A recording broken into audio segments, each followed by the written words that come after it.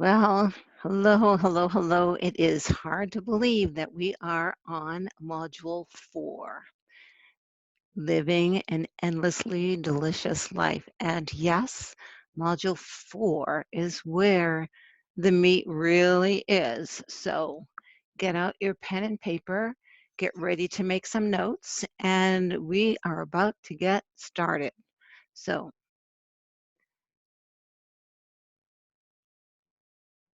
what we're going to do is to give you steps, techniques, habits, routines, tools, things that you can do every day that will help you start your day and go through your day with a different perspective, with clarity. And so we're going to tell you ways that you can give yourself a gift. So calm provides clarity. Pause to consider the gifts you have been given, the difference you have made, and the direction in which you are headed. So it's very important that you actually pause frequently. You got to get it done. You focused on buried in the computer, wrapped up in the corporate game. Even with the break today, people are still on the treadmill, on the treadmill, on the treadmill, trying to get it done, trying to get it done. The result often is the same. You're living a sedentary lifestyle. You are sitting down, and you probably are sitting even more than you did before. So with the digital age, right? Not only workers but entrepreneurs have adopted a more sedentary lifestyle. More time is spent on your butt and less time in physical activity. So what does this mean? So this means there absolutely can be cardiovascular issues created not genetically, but because of a sedentary lifestyle, hypertension, anxiety, depression, diabetes actually will be exasperated, definitely obesity. You'll not be able to sleep because you're not actually exerting yourself. And you'll actually lose productivity because you get into this kind of sluggish routine. So we're going to get started. Get your pen and get your paper ready. And we will start with number 1, number 2, number 3. What we want you to think about doing to kind of bring it up a notch and live an endlessly delicious life. So, obviously, the first thing that we want you to do, because this is what we were just talking about, is to pause and pause frequently. So, sometimes you might believe that by taking a break, you are actually avoiding the work in front of you. This is really about taking small steps and breaking up your routine. It's not about, taking a nap, though for me, sometimes I need that power nap, the 20-minute power nap. And I do take many breaks in between the day, and I can feel it if I don't. And so I get up, go out for a walk, go on the back porch, maybe grab a bite to eat, even put my feet up, believe it or not, and watch a little bit of TV just to cool out and get my mind off of what I do because I can really get focused when I get into the groove of work. So get up, take a walk, do some stretches, release the physical strain that you've been putting on your body. Take a moment to pause, breathe, breathe, breathe. You've heard me throughout this talking about taking a breath. Park further away, take the stairs, use a stand-up desk, get a gym or workout buddy, anything that works for you to get your body in motion. A body in motion stays in motion. Number 2, go ahead and take a little adventure. And this is a daily adventure, right? Little adventure. So jobs will fill your pockets, but adventure fills your soul. So think about life as being an adventure. Embrace it, live it, love it, right? This process of moving from a caterpillar into a butterfly. That's what metamorphosis is. That's what transformation is. That's what we are all striving for in this life, to be more, to be better, to change, to grow. You don't need to wait for the African safari or the rapids ride in the Amazon. You don't do not underestimate the power behind subtle, small changes. One of the things that I used to do frequently was drive a different way to work, right? That's a little bit different. What I do now is every once in a while is like take a ride to nowhere, see if I can get lost and find my way out of it, right? A little bit of an adventure. Anything that is slightly out of your routine, slightly not what you're accustomed to every day, just to give you the feeling of a little bit of a rush and excitement and get the juices going. There's nothing wrong with getting the juices going. So make adventure happen every day, right? Shake up your routine. How about going to a new coffee shop? I do that quite frequently. Where have I not been yet, right? Walk or drive a different route, like I said, to home or work. I absolutely did that. Take a ride to nowhere, someplace different. Meet someone different. That's breaking your routine. If you network and actually go and talk to somebody different every time, right? It's a little bit of a routine break. It's an adventure. Take yourself out on a date. I've done that for sure. Life is either a daring adventure or it's nothing at all. Quotes from Helen Keller. So go ahead and shake it up. Shake up your daily routine. You can do it. And these are absolutely the same bullets that we talked about before. I just like this slide.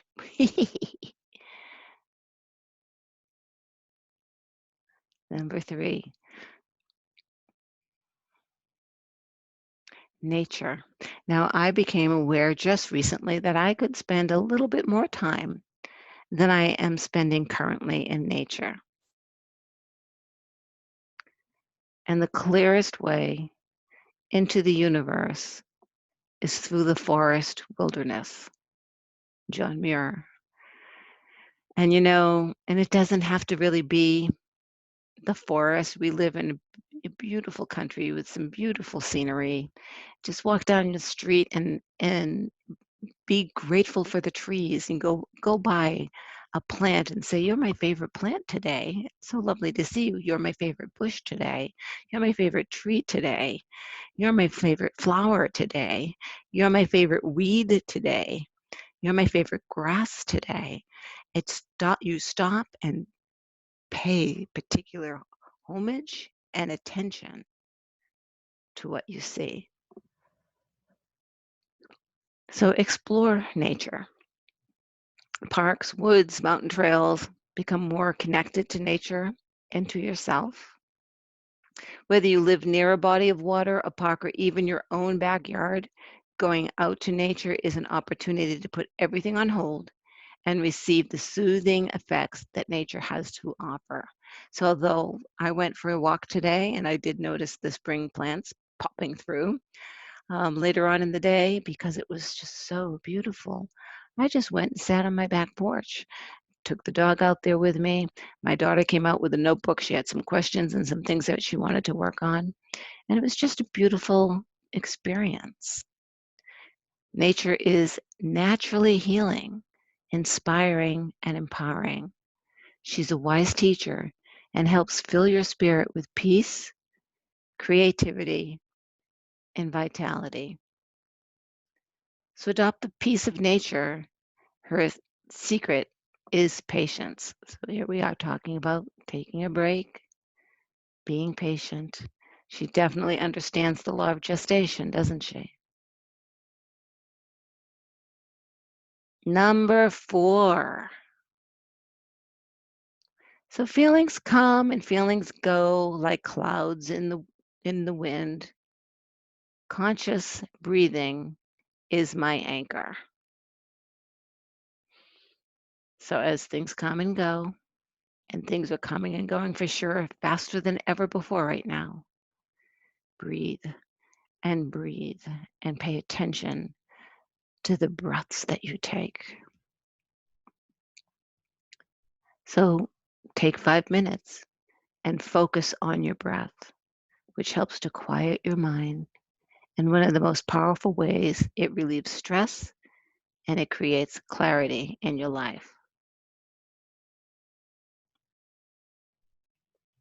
Oh, but meditation is difficult, you might say.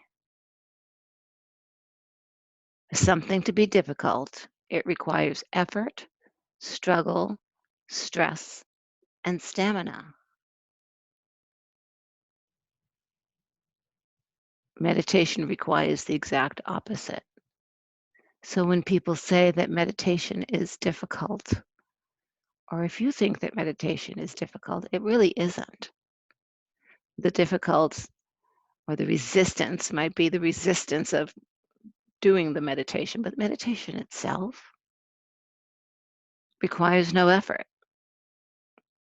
There's no effort because you are learning how to do nothing. There is no struggle because you are not forcing anything. There is no stress because you are not resisting anything. There is no need for stamina because the main purpose of meditation is to relax and do nothing.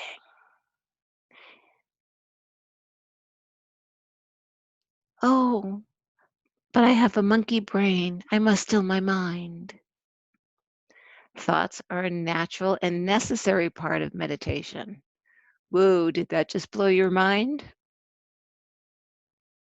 They're part of the meditation process. When you meditate, your body gets to rest. When the body rests, it gets to heal. Thoughts are a sign that healing is taking place in your body. Healing your nervous system is a fantastic byproduct of meditation. Just simply let the healing process happen as it naturally wants to by not resisting the existence of thoughts. Simply let them come and let them go by learning to be at peace with whatever thoughts want to happen when you are meditating. So just kind of let them flow. And you might even say, well, that was an interesting thought. Thank you very much. And let it go, right? When you find yourself drifting, you can gently come back, but don't push a thought away. There is another bullet that I didn't add here. When you push your thought away, you're basically telling the universe, who might be doing downloads and providing you some inspiration, that you're not interested in hearing what it has to say. And that's not really true now, is it? So allow the flow, stop thinking, and remain the observer and let it go. Number 5. Yep, we're at number 5. Things to do every single day. A moment of self-compassion can change your entire day. A string of such moments can change the course of your life. We're so easy to be compassionate with others and quite frequently not to yourself. So events, they can trigger you. In the moment, you're not able to shift your focus quickly. You notice that you're triggered and there's a resistance that happens. You may feel unable to apply the brakes as fast as your mind wants to. Your emotions can take longer to resolve themselves than you would like to.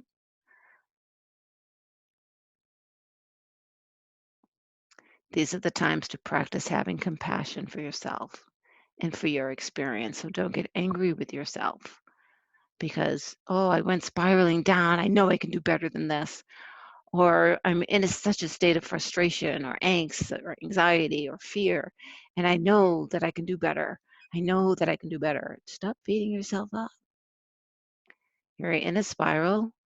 Step back and have compassion. How would you speak to a friend who came to you and said, "Help me, I can't get out of this spiral"? How would you help them? Help yourself the same way. And it's okay when something really does bother you. It really is okay. And again, it takes a little longer to resolve, practice compassion, but you cannot trick your mind into being compassionate to get over your upset state of mind faster. So you can't trick it. It has to be real. Earnestly send yourself some love. Earnestly send yourself some kindness. And through this, you move into a more joyful and energized state. So if it's not authentic, if your compassion for yourself is not authentic, your mind, your subconscious, your body knows, and it really actually has a worse impact. So do treat yourself like you would your best friend and be loving and caring and listen and concerned and breathe into it, breathe into it, breathe into it. Number 6,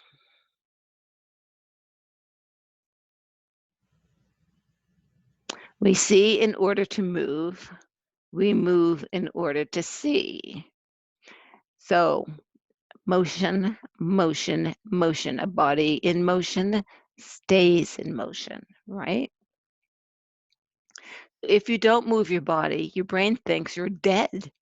Movement of your body will not only clear out the sludge that you're feeling, but it will also give you more energy. Well, you don't want your brain to think that you're dead or in a coma, right? Move your body, take a walk, stretch, ride a bike. These give you a break from your problems and sparks creativity and clarity, quite frankly. So research shows that exercise enhances your brain power. Um, I have, many YouTubes and friends who have done videos and, sets of exercises to do. And quite frankly, this is one that I do very little of. I can do more. And that is something because I now have the time right now, I'm going to add more to my routine because what I have is minimal. I do it, but it's minimal. And I can certainly up my game. So it's time to up my game.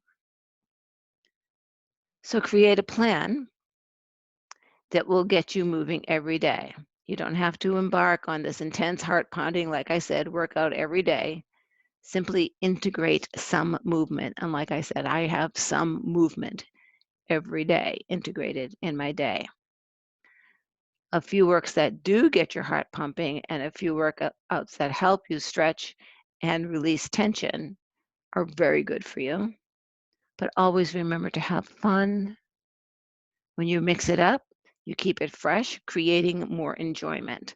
So when I decide, and I have on and off, to do a programmed exercise, if you will, I do pick a personal trainer, only because it's fun. I prefer a personal trainer to a class because a class I'll go in, do the exercises and leave, and I don't have a dialogue.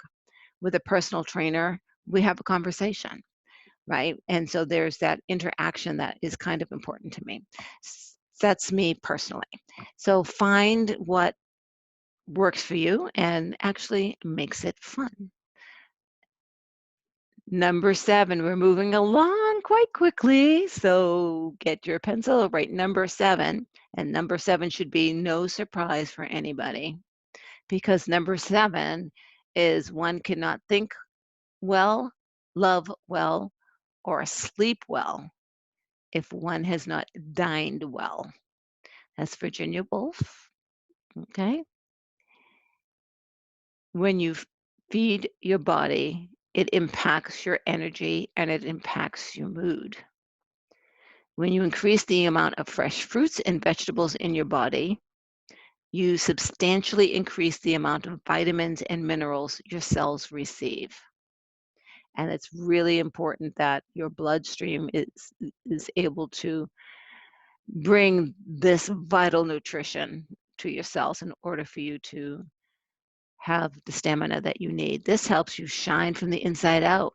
Your complexion will brighten, your organs will be thankful, and your mood will be brighter. And in turn, you will feel more inspired, creative, and probably be more fun to hang around with because you feel so much better. So it really is fruits and vegetables, fruits and vegetables, fruits and vegetables, and mix it up. Be sure that it's a colorful display that you're putting on your plate. Um, have your reds and your beets and your greens for sure, your oranges, your reds, your whites, all really, really, really yummy. And number 8, oh, laugh and have fun. Revel in life. You are the creator of this universe. You are the creator of your universe. The vibration of creation is so delicious. The impulse of creation is so delicious. The idea of creation is so delicious. And so, whatever you do, get a tickle with it, get a joy with it, feel it in your heart, feel it in your blood, feel it in your senses, just feel it, love it, taste it. It is so delicious. And remember that child that would scream and have fun no matter what, she's still in there waiting to get out and just have fun. Kick it up. Number 9, setting intentions. When you set an intention, when you commit, the entire universe conspires to make it happen. So it's not a wish and it's not a dream. A dream unfulfilled is a nightmare. And so if you have an intention, be sure that it's real.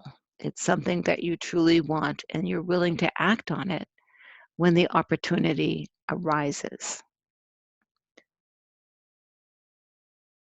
I would like to play for you actually 2 Abraham Hicks if you're up for it.